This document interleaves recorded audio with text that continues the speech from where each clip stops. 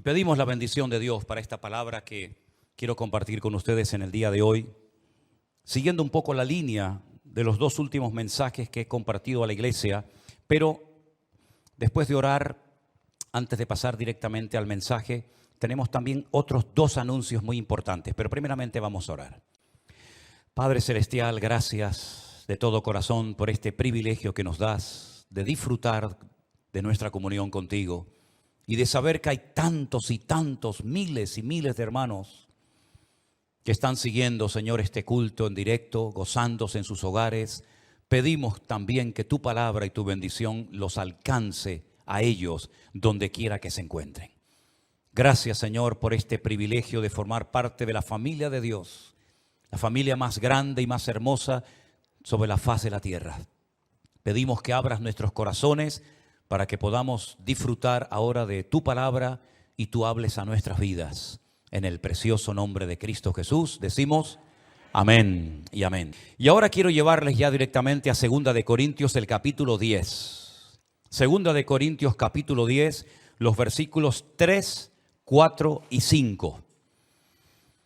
¿Cuántas veces hemos leído, tanto a título personal como a nivel de iglesia, estos textos? Esta carta fue escrita por el apóstol Pablo a una iglesia que necesitaba urgentemente de mucha instrucción, de muchos consejos, porque no estaban haciendo las cosas muy bien, que digamos. Una iglesia con problemas internos, de divisiones, de celos, de envidias, de contiendas. Había desorden dentro de la iglesia, hay que decirlo todo, ¿verdad? Pero una de las cosas que Pablo quería que todos los creyentes, no solamente los hermanos de la iglesia de Corinto, sino los de Éfeso, los de Esmirna, los de Pérgamo, los de Roma, todos, incluidos nosotros, es que supiéramos en todo momento, que supiéramos que estamos en medio de una batalla espiritual. Por eso Pablo utiliza muchas veces términos militares, como espada, escudo, yelmo, pelear, soldados, etcétera, etcétera. Porque estamos realmente en una batalla espiritual. No es nuestra lucha contra sangre y carne, dice Efesios capítulo 6, sino contra principados, contra potestades, contra enemigos espirituales que aunque no vemos son reales. Y tenemos que saber cómo vivir en victoria en medio de este gran conflicto espiritual en el cual estamos inmersos todos los creyentes desde hace 2000 años. La Biblia dice que aunque andamos en la carne, no militamos según la carne. Nosotros no andamos, ni nos vamos a comportar, ni vamos a pensar, ni a reaccionar, ni a hablar como carnales, que era lo que le estaba pasando a los hermanos de la iglesia de Corinto. Pablo les decía niños, carnales, inmaduros, ¿verdad? Porque no habían crecido, no se habían desarrollado. Palabra tenían toda la que quisieran. Los dones parece ser que también los tenían, pero no habían crecido, no eran gente madura. Y Pablo dice que eran cristianos carnales, que no nos pase a nosotros lo mismo que le pasó a ellos. Dice que las armas, luego tenemos armas, las armas de nuestra milicia no son carnales, porque nosotros no andamos en la carne, no echamos mano a las artimañas de la carne para defendernos, ni para atacar a nadie. Nuestras armas, dice la Biblia, que son poderosas en Dios para la destrucción de fortalezas de tipo espiritual, se sobreentiende. Derribando argumentos y toda altivez que se levanta contra el conocimiento de Dios y llevando cautivo todo pensamiento a la obediencia a Cristo. Si ustedes prestaron atención a la lectura que nuestro hermano Jerónimo nos traía esta tarde, simplemente a modo de ejemplo, vemos cómo el pueblo de Israel, cuando logra por fin, después de tantos años de peregrinar y dar vueltas y vueltas en el desierto, logran cruzar el río Jordán. Lo primero que se encuentran es la ciudad de Jericó, una de las ciudades más antiguas del mundo, que hemos tenido, gracias al Señor, la oportunidad de visitar en unas cuantas ocasiones. Es una ciudad que tiene muchas cosas bíblicas que explicar. Allí todavía, créanme, todavía están los pozos, aquellos pozos de agua mala por los cuales oró el profeta Eliseo. Dice la Biblia que oró e Israel bebe de esas aguas hasta hoy. Pues todavía están allí esos pozos. Jericó es un vergel en medio de un desierto. De hecho, Jericó realmente lo que es un oasis. Se le conoce también como la ciudad de las palmeras. Los dátiles de Jericó son famosos en el mundo entero. Allí en medio de Jericó hay un teleférico que te lleva a lo alto de una montaña donde hay un monasterio, porque allí cuenta la tradición que fue donde Jesús fue tentado. Dice que lo llevó a un monte alto, ¿verdad? Y allí Satanás le mostró todos los reinos de la tierra. Se cree que fue allí, en la ciudad de Jericó. Allí era donde vivía Jairo. Hace poquito hablamos de Jairo, ¿se acuerdan?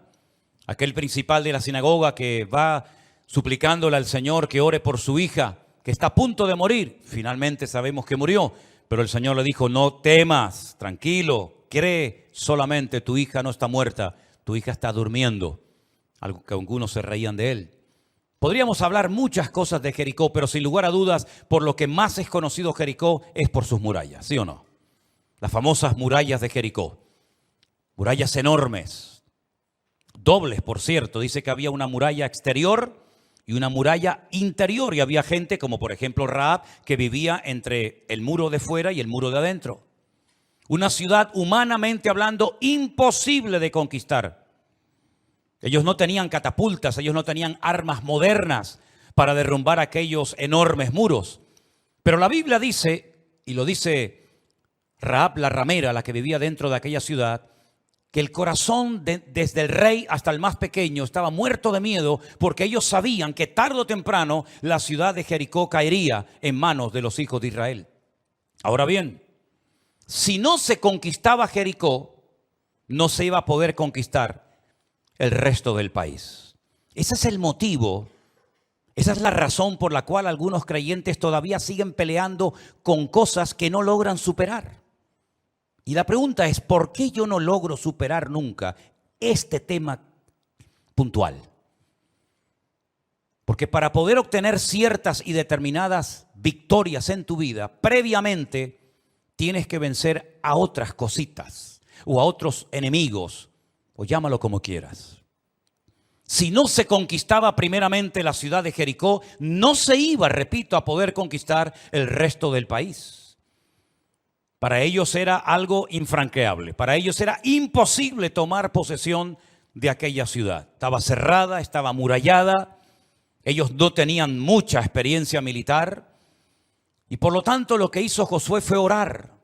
Pedirle al Señor que le mostrara la estrategia, que le mostrara la forma como iba a poder conquistar esa ciudad. Y el Señor se lo mostró. El Señor le reveló que para tomar posesión de esa ciudad, lo que tenían que hacer era fiarse del plan de Dios. Dios sabía cómo tomar posesión de la ciudad. Ellos no, pero Dios sí lo sabía. Dios nunca tendrá problemas a la hora de resolverte tus problemas. Dios nunca se llevará las manos a la cabeza y dirá: ¿y ahora qué hago? ¿Ahora qué le digo? El Señor es un Dios omnipotente, que todo lo puede, omnisciente, que todo lo sabe, y omnipresente, que está en todas partes. Por lo tanto, cuando tú no sepas qué hacer, habla con Él, que Él te va a decir lo que tienes que hacer. A modo de ejemplo, ¿se acuerdan cuando estaban cerca en ese desierto y había una multitud que había estado todo el día escuchando las enseñanzas del Señor Jesucristo, y ya llegaba la hora de la despedida, el atardecer, y los discípulos están preocupados porque el Señor se extiende en sus mensajes y le dice: Señor, despide ya la multitud, es tarde, la gente tiene hambre, no han comido en todo el día y tienen que ir a comprar comida. Y el Señor les dice: dadles vosotros de comer. ¿Por qué se tiene que marchar la gente? ¿Por qué le dan lugar al temor? Dadles vosotros de comer. Y entonces salta el que siempre estaba sacando cálculos y le dijo al Señor: Señor, ni 200 denarios, que por cierto no los tenían, bastarían para dar de comer a esta multitud. No tenemos recursos para dar de comer a esta gente. Nos vamos a ver en un conflicto, en un problema dentro de un rato. Porque la gente sí está muy contenta, muy gozosa. Algunos han sido sanados, otros han sido liberados. La gente está contenta, pero amigo, cuando el hambre aprieta, la gente se convierte a veces en gente desagradable y violenta. La Biblia nos enseña que el Señor Jesucristo le dijo: decidle a la gente que se siente, que tengan calma, que no pierdan el control el equilibrio en ningún momento. Y por ahí entonces se dan cuenta de que había un muchacho con unos poquitos panes y peces y se los traen al maestro y le dicen, pero por otra parte, Señor, ¿qué es esto para tanta gente? Y el Señor dijo, dádmelos. Y dice que bendiciéndolos, dio gracias, partió aquellos panes y aquellos pocos peces y comieron multitudes. Y dice la Biblia que sobraron cestas enteras llenas de pedazos que habían sobrado. ¿Cuántos dicen amén? Si hubieran despedido a la gente, si hubieran perdido uno de los milagros más espectaculares de todos los que hizo el Señor Jesucristo. ¿Te das cuenta cómo a veces no es bueno decirle, Señor, quítame esto? Porque si te lo quita inmediatamente, no aprendes una lección que te puede capacitar para las próximas pruebas y dificultades que tendrás que experimentar en el futuro. Entonces decir, Señor, yo no entiendo lo que me está pasando. Yo no entiendo cómo puedo superar esto, pero en el nombre de Jesús yo confío en ti y sé que tú me vas a mostrar qué tengo que hacer. Y cuando Dios te muestra qué tienes que hacer, indirectamente te está diciendo lo que no tienes que hacer. Josué le dijo, está bien, Señor, dinos qué hacemos. Ellos ya estaban afilando sus espadas, sus lanzas, sus jabalinas, ya estaban ya maquinando en las carpas diciendo, bueno, vamos a atacar por allí, o tú subes por acá y yo hago esto. El Señor le dijo, nada de eso, olvídense. Esta batalla es mía y ustedes tienen que aprender a oír las instrucciones que yo les voy a dar y fiarse de ellas y ponerlas en práctica. ¿No dice la Biblia, encomienda al Señor tu camino? Confía en Él y Él hará. Pues eso es lo que hicieron, oraron al Señor, expusieron su problema delante de Dios. Señor, hemos cruzado el río Jordán, hay niños, hay mujeres, hay ancianos, hay animales. Señor, llevamos 40 años dando vueltas. Ya estamos cansados de tanta arena, de tanto calor, de tanto desierto. Señor, ya queremos tener nuestro trocito de tierra para criar nuestros animales, para plantar, para tener una vida feliz, hacer nuestras casitas. Señor, ¿qué hacemos? Y el Señor le dijo, dar vueltas. Dar vueltas. Dar vueltas.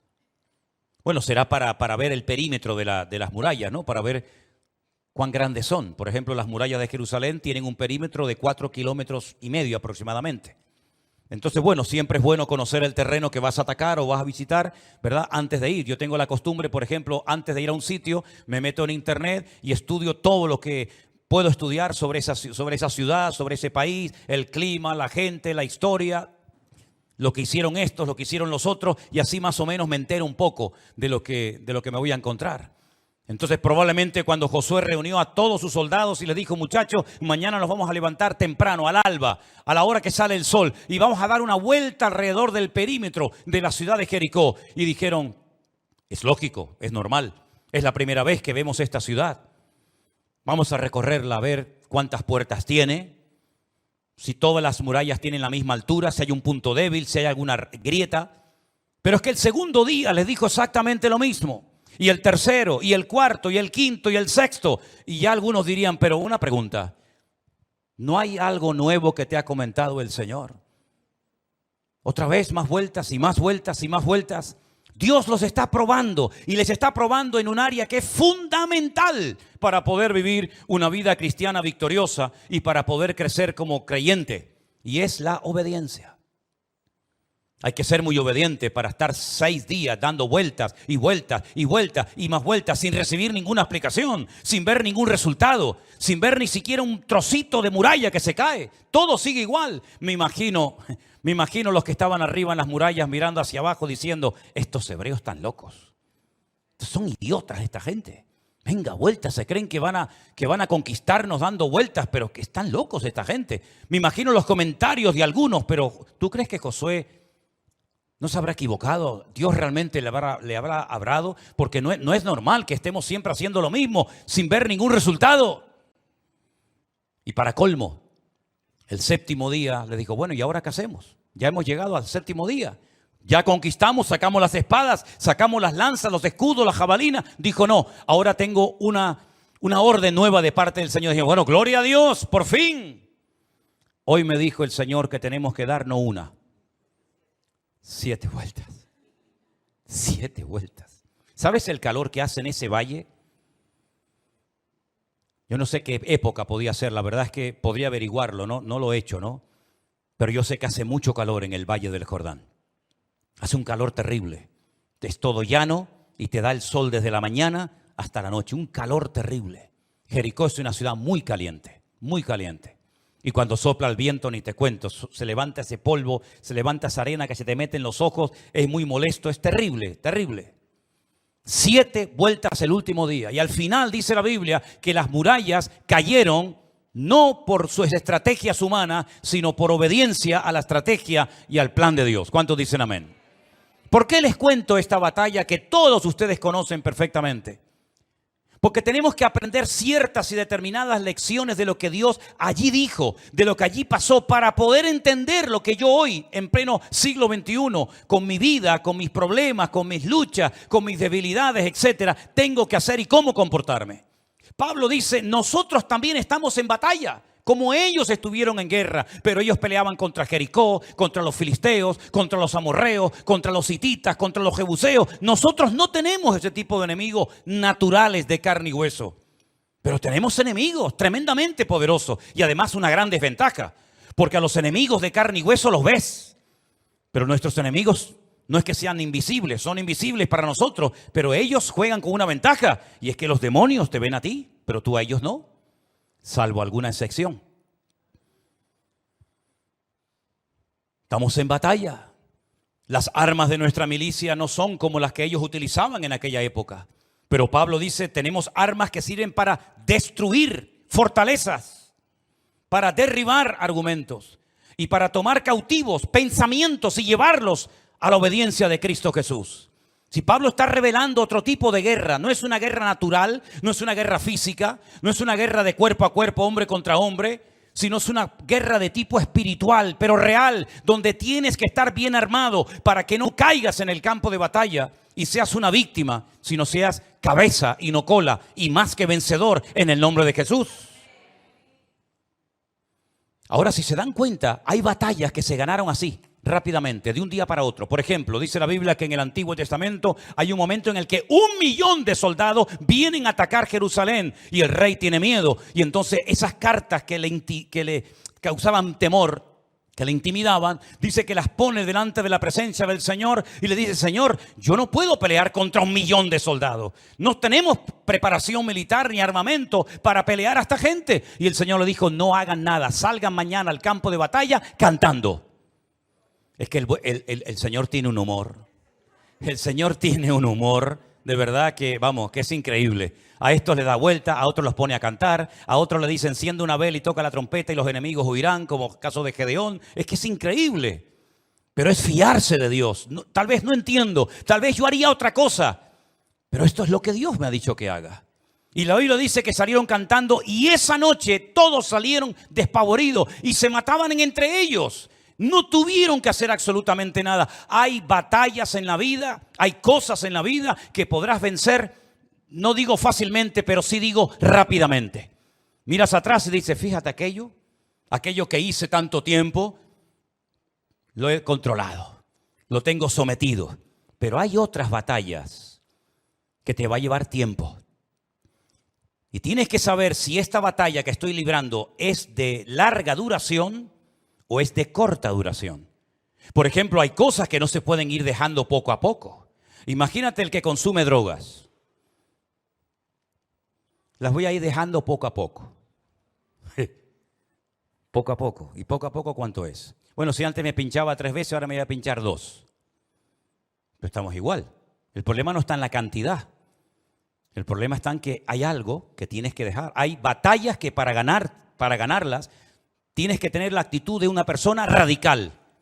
Y para llegar a la radicalidad en la vida tienes que llegar a un momento de hartazgo. De decir, estoy harto, ya no quiero seguir haciendo esto.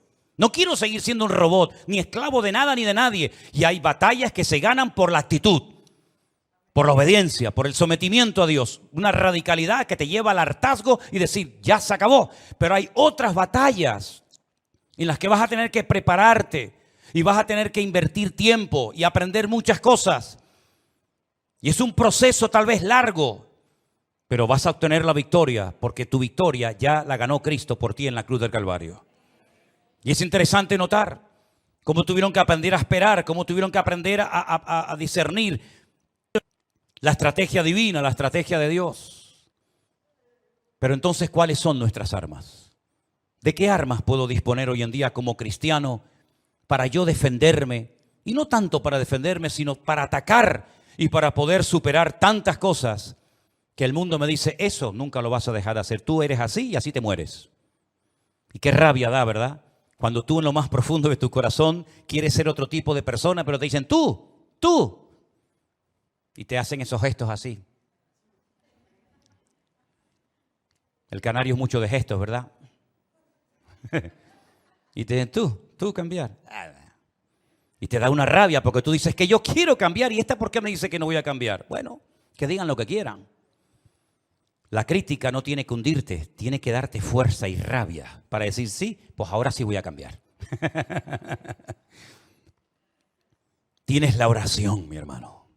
Esa es la primera herramienta, la primera arma de destrucción masiva que Dios le ha dado al pueblo de Dios. La oración. Lo sabemos. Pero ¿cuántas veces sufrimos por algo porque no hemos orado lo suficiente y en serio para que eso se rompa y se vaya?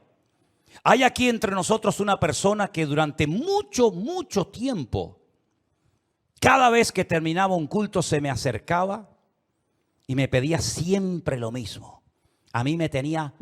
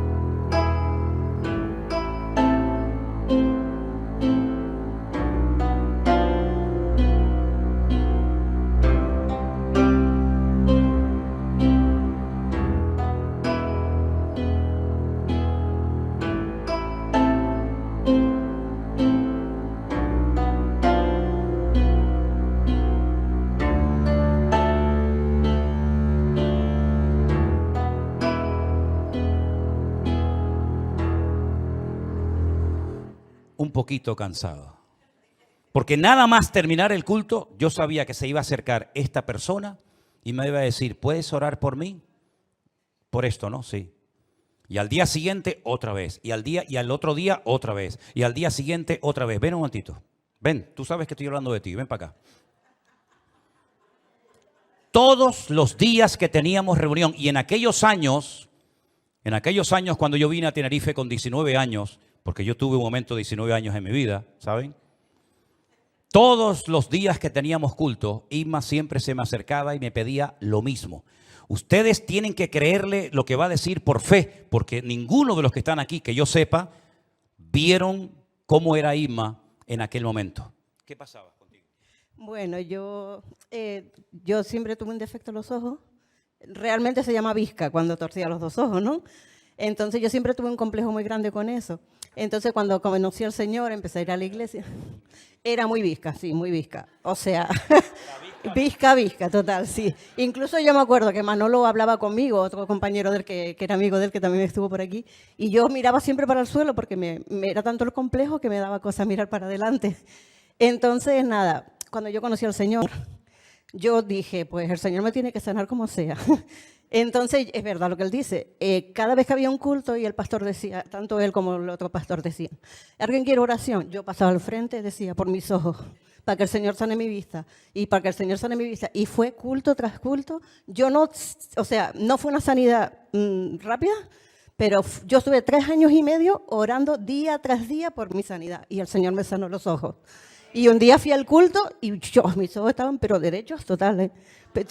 De hecho, yo sacaba fotos y salían torcidos. Así que imagínense. Y realmente lo que dice Manolo es verdad. Yo sé que le di la lata mucho, pero bueno, pero fue la constancia también en el Señor, ¿no? Y también les animo a eso, que no dejen de orar por su sanidad.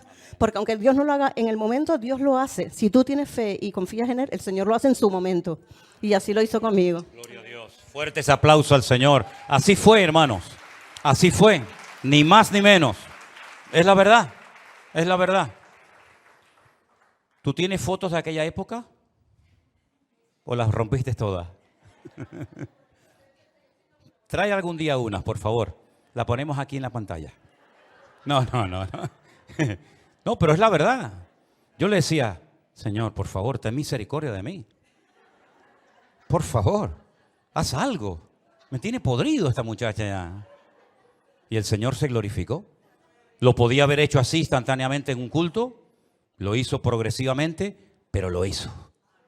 Y eso es lo importante. Lo importante es ser constante. De hecho, la Biblia habla de constancia. Uno de los primeros versículos que yo me aprendí en mi vida, que seguro que muchos de ustedes lo saben también, 1 Corintios 15, 58, dice, así que hermanos míos, estad firmes y constantes, creciendo en la obra del Señor siempre, sabiendo que vuestro trabajo en el Señor no es en vano. Amén, hermanos. ¿Tienes un problema físico, espiritual, familiar o de la índole que sea? Clama al Señor, ora al Señor. No te desanimes porque oraste y no viste nada. Sigue orando, sigue orando, sigue orando. Hermano, si tú vas al monte a cortar un árbol, que ni se te ocurra decir, bueno, yo le doy 2 o 3 golpes y el árbol cae. No, hijo, no. El árbol lo vas debilitando y debilitando poco a poco y te va a costar y sacarás a lo mejor heridas en las manos y un día y una hora y otra hora, pero cuanto más le des, más se debilita el árbol. Exactamente igual ocurre en la vida, digamos, espiritual. Hay cristianos que si hubieran orado un poquito más, la bendición la podían haber obtenido. Le faltó un pelín para llenar la copa, la copa, ¿no? Y ahí se quedaron a medias y dijeron, ya no aguanto más, ya me voy. Las armas de nuestra milicia son poderosas en Dios. Y una de ellas, repito, es la oración. Yo sé que hay muchas promesas, sé que hay muchos versículos, sé que hay muchos ejemplos y oraciones preciosas, por cierto, en la Biblia, tanto en el Antiguo como en el Nuevo Testamento, incluso hasta oraciones de Jesús, ¿verdad? El famoso Padre Nuestro, Juan capítulo 17, cuando Él ora por sus discípulos y por nosotros también, aunque no habíamos nacido ni estábamos allí en aquel momento, ¿verdad? Pero Él dice, es que no reciben porque no piden. Ya sé que hay otro que dice, sí, pero es que pedimos y no recibimos porque pedimos mal. Sí, pero eso no lo quiero usar ahora. El que quiero comunicarte y compartirte es este. No reciben porque no piden. ¿Por qué no pides? ¿Por qué no pides? Perdonen si les suena mal este refrán, pero es que es así. Dice que el que no llora, pues llora. Clama al Señor y yo te responderé y te enseñaré cosas grandes y ocultas que tú no conoces. Así que ora al Señor, es un arma poderosa que tienes. Nosotros cuando oramos sabemos que Dios nos está escuchando, ¿sí o no? Porque Dios no es sordo. Y lo bueno de la oración, fíjate la estructura, la forma como Dios ha diseñado este tema de la oración, con otros no, ¿no? Pero con el tema de la oración lo ha hecho tan accesible que puedes orar sentado o de pie, o conduciendo, o en un barco, en un avión, en un submarino. Puedes orar en cualquier postura, a cualquier hora del día, de pie, sentado, caminando, corriendo, como sea. Es decir, no hay límites, puedes orar cuando quieras, cuantas veces quieras. No hay un horario, bueno, de 3 a 4 y de 6 a 8. En cualquier momento puedes orar. Ora, mi hermano, hasta que veas la bendición de Dios en tu vida. ¿Cuántos dicen amén?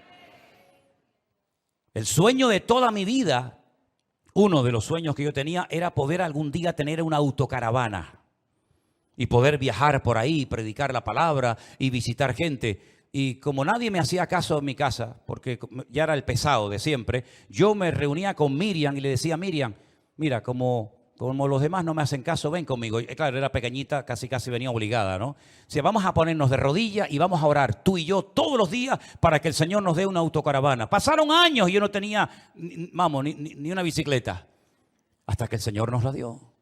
En otras palabras, hermano, no se canse de orar. Clama al Señor, pide al Señor. Y el Señor tiene grandes regalos y sorpresas, pero es que si no se los pides, a lo mejor el Señor dice: bueno, se lo voy a dar a otro. Ese hombre tan hermoso era para ti, pero no lo pediste, se lo dio a otra. No, déjenlo ahí, déjenlo ahí.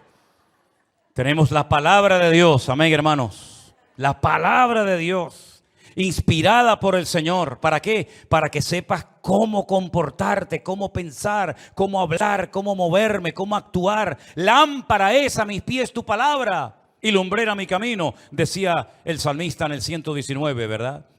La palabra de Dios te orienta, la palabra de Dios te alienta, la palabra de Dios te habla, te abre los ojos. Fíjense cuando aquellos dos discípulos desanimados diciendo: nos hemos equivocado de Mesías, dejamos el trabajo, dejamos la familia, dejamos todo. Hasta vergüenza les daba volver a su provincia y se iban en dirección opuesta, porque Emaús está yendo en una dirección y Galilea está en otra dirección. Ellos eran galileos, ellos eran del norte, pero seguramente a estos dos discípulos les daba vergüenza volver a su tierra y decir: nos hemos equivocado, mataron al Mesías, lo dejamos todo creyendo que era el verdadero y nos hemos equivocado. Y dice que camino hacia Emaús el Señor se les presentó y empezó a hablarles. Y dice que a través de los profetas, a través de la ley, a través de los salmos les abría, ¿verdad?, la palabra. Y dice que sus corazones ardían, y cuando llegó un momento lo reconocieron al Señor. Y fueron las palabras del Señor basadas en la palabra de Dios la que le quitaron las escamas de los ojos y entendieron que era necesario que el Cristo padeciera y sufriera y muriera y resucitara al tercer día en Jerusalén. Fue la palabra la que les animó, fue la palabra la que les permitió volver y al final terminar dando sus vidas por la causa del Evangelio. Tenemos la oración, tenemos la palabra. ¿Se acuerdan ustedes cuando el domingo pasado hablábamos acerca de aquel jovencito diciendo: tú vienes contra mí con espada y jabalina, mas yo vengo contra ti en el nombre, en el nombre? ¿Qué fe tenía David en el nombre de su Dios?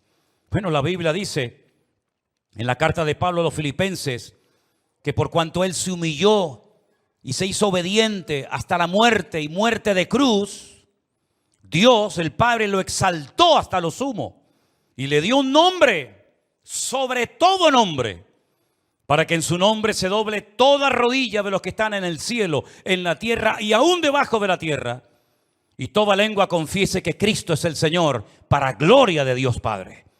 El día de la despedida, cuando Jesús se separa de sus discípulos y es ascendido y llevado a la gloria, Él les dice: id por todo el mundo y predicad el evangelio a toda criatura. El que creyere y fuere bautizado será salvo. Y les dice: en mi nombre echarán fuera demonios, en mi nombre pondrán las manos sobre los enfermos y sanarán. Todo era en mi nombre, en mi nombre, en mi nombre. Y llegó un día en el que el Señor les dijo: hasta ahora nada habéis pedido en mi nombre, pero atrévanse a utilizar el poder de mi nombre, la autoridad de mi nombre, para que el Padre sea glorificado en el Hijo. Tienes un problema en tu vida, una atadura, una fortaleza, algo que te está agobiando, algo que te roba el sueño, algo que te roba la paz. Utiliza, invoca el nombre de Jesús. En el nombre de Jesús, esto se va de mi vida. Y si mañana viene otra vez, lo que sea, a molestarte, en el nombre de Jesús te recuerdo lo que te dije ayer: vete de mi vida. Y otra vez, hasta que finalmente, dice la Biblia, que si te sometes a Dios, el diablo huirá de vosotros. ¿Cuántos dicen amén? Tenemos que acostumbrarnos a usar más el nombre de Cristo. Cuando oremos, cuando vayamos a trabajar, cuando estemos conduciendo, cuando vayamos a un viaje, Señor, en tu nombre yo voy a hacer esto. Señor, en tu nombre que se abran las puertas. Señor, que tu nombre sea glorificado y que la gente reconozca que esta obra, quien la ha hecho, no ha sido el pastor, no ha sido un hombre, sino ha sido el Señor a través de su precioso y poderoso nombre. No solamente tenemos la oración y la palabra y el nombre de Cristo, sino dice la Biblia, vuestra fe ha vencido al mundo. El regalo, el don de la fe, qué maravilloso. Y hermano, qué triste cuando he conocido gente que me dice, ¿cómo me gustaría a mí? Eso me lo han dicho, ¿eh? ¿Cómo me gustaría a mí tener la fe que ustedes tienen? Y yo digo, bueno, pues pídela al Señor. La fe es un regalo de Dios maravilloso. Pero la fe tenemos que usarla. Porque ustedes saben en la Biblia que hay muchos tipos y niveles de fe. Jesús le dijo una vez a un hombre, hombre de poca fe, ¿por qué dudaste? Cada vez que dudamos, para el Señor somos una persona de poca fe. Pero cada vez que creemos en Él y en el poder de su palabra, el Señor le dijo a aquel centurión, hombre, grande es tu fe. Vete, tu siervo ha sido sanado. En otras palabras, la fe puede crecer o menguar. Puedes tener una fe de buena calidad o de pésima calidad. Dice la Biblia que sin fe es imposible agradar a Dios. Por lo tanto, mis queridos hermanos, pongamos nuestra fe en Dios. Hay gente que tiene una fe tremenda en el periódico. Todo lo que leen del periódico se lo creen. Y después a la semana siguiente dicen todo lo contrario a lo que dijeron al programa anterior. Hay gente que tiene fe en los horóscopos. Hay gente que tiene fe en lo que dicen por ahí, pero que poca fe tienen en el Señor. Cuando el Señor Jesucristo dijo, tened fe en Dios. ¿Cuántos dicen amén? ¿Se acuerdan aquel padre desesperado que llega a los discípulos y le dicen, mi hijo no sé lo que le pasa, cuando ve aguas profundas se me tira adentro, se me quiere ahogar, se quiere matar? O cuando pasamos por un lugar donde hay fuego, se me tira adentro porque se quiere quemar. Y dice la Biblia que los discípulos no pudieron hacer nada. Oraron por él, trataron de liberar al muchacho, pero no había forma. El Señor no estaba, se había ido a la montaña a orar y cuando baja, aquel padre desesperado que había venido con una expectativa tremenda, le dice al Señor, Señor, si puedes hacer algo, por favor, ayúdanos. Y el Señor dice, tranquilo, ¿cómo que si puedes hacer algo? No me eches a mí el muerto, yo no tengo el problema. Si tú puedes creer, Señor, ayúdame en incredulidad. Si te patina la fe, si la tenías o la perdiste, dile al Señor, Señor, aumenta mi fe para creer que yo puedo ser una persona completamente diferente si me propongo ir en serio y conquistar todos mis enemigos en el nombre de Jesús. Y finalmente tenemos algo precioso que a veces no valoramos porque consideramos que ya es algo normal, pero es algo que tiene un poder tremendo. El Salmo 133, que la mayoría de nosotros conocemos perfectamente, dice, mirad cuán bueno y cuán delicioso es habitar los hermanos juntos en armonía. Y el Salmo podía haber terminado ahí diciendo, es verdad, qué bonito, ¿no? Cuando estamos juntos los hermanos, nos saludamos, hablamos, compartimos. Pero es que hay una promesa. Dice, porque allí, en esa reunión, en esa asamblea, en ese lugar donde están los hermanos juntos en armonía, hay bendición y vida eterna. Cuando estábamos ahora este verano en Galicia, a mí me gusta mucho el tema de las aves. Y bueno, cuando veo un buitre o un pájaro carpintero, que este verano vi bastantes pájaros carpinteros y tantas aves que me llaman la atención, un águila, un aguilucho, apareció en el horizonte y de repente quiso atacar un nido de urracas. Aquí en Canarias no hay urracas, pero son muy escandalosas. Y entonces, como la urraca sabe perfectamente que no se puede defender contra un aguilucho, porque es mucho más fuerte que ella, lo que hizo fue comenzar a hacer un escándalo tremendo y comenzaron a salir urracas de todas partes. Y todas se juntaron como si fuera una nube negra, una bola, y todas contra el aguilucho. Y el aguilucho debe ser que se asustó y salió volando y las dejó tranquilas. Una sola no podía haberle hecho frente al aguilucho, hubiera muerto. Pero cuando se juntaron todas, el aguilucho se asustó y se fue volando. Nosotros como cristianos tenemos que aprender y darnos cuenta de que el poder de la unidad es tremendo. No te aísles cuando te duele la cabeza y te quedes en casa, porque es cuando más tenías que haber venido. ¿Cuántas veces yo he venido a la iglesia con dolor de cabeza? Y cantando, predicando, se me fue. No te quedes en casa cuando hay frío, o cuando hay lluvia, o cuando hay calor. No te quedes en casa cuando no tienes ganas de venir al culto, porque si te quedas en casa cuando no tienes ganas de venir, es cuando más tenías que haber venido. En otras palabras, dale gracias al Señor por tener otros hermanos que simplemente, fíjate lo que te digo, simplemente hoy tú por el esfuerzo que has hecho de haber venido aquí, de haberte arreglado, echaste desodorante y eso, ¿no? Desodorante, colonia, ¿cómo es? La maquillante, la reflectante, esta cosa, ¿eh? Lo digo porque simplemente por el hecho de haberte ya arreglado y haber dado un pasito y haber venido aquí en guagua, caminando en taxi o como sea, ya no te vas a ir igual que como entraste. Ya te vas a ir con algo de bendición en tu vida. Y si además la palabra que estás escuchando, estas 5 herramientas, la oración, la palabra, el nombre de Cristo, la fe y la comunión con los hermanos, lo pones en práctica, eres imparable e indestructible. Porque hemos vencido al enemigo, porque mayor es el que está en nosotros que el que viene contra nosotros. Por un camino vendrán y por 7 huirán. Fuerte ese aplauso a nuestro Dios en esta tarde. Ese es nuestro Dios. Ese es nuestro Dios. Aleluya. Pero si no conquistaban Jericó, olvídense, no hay tierra para nadie. Hay victorias, hay batallas que previamente tienes que ganar para poder enfrentarte a otras batallas. Termino diciéndoles algo. David, cuando fue a pelear contra el gigante Goliat, no era la primera vez que se jugaba la vida. Cuando él abre su corazón y cuenta algo que yo creo que ni los hermanos sabían. Yo he matado un oso. Yo he matado un león. Todo eso lo preparó el Señor en esas experiencias para que cuando él llegara al campamento del filisteo, él viera al filisteo como un oso más o como un león más. Por lo tanto, todas las experiencias que has tenido, incluso las negativas, incluso las que te han hecho llorar, que esas son las mejores. Porque lo que se aprende llorando nunca se olvida. Lo que tú aprendes con dolor y sufrimiento, eso no lo olvidas en tu vida. Pues dale gracias al Señor por todo el bagaje y por todo el recorrido que has caminado con Él. Porque todo eso te ha capacitado y te ha preparado para que termines este año, que todavía te quedan muchos días, semanas y meses, en la más contundente victoria y sea el mejor año de tu vida. ¿Cuántos dicen amén? ¿A cuántos les gustaría tener el mejor año de su vida? A ver, levanten la mano. Gloria a Dios. ¿A cuántos les gustaría casarse este año? No, bajen la mano. No.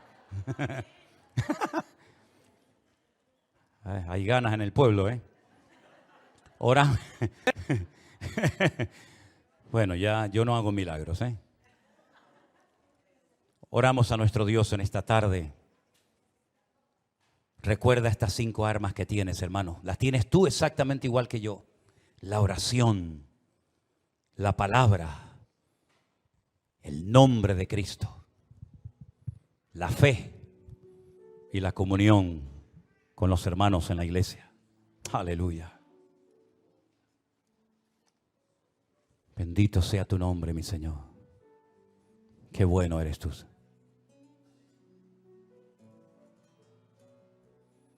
Gracias, Señor Jesús.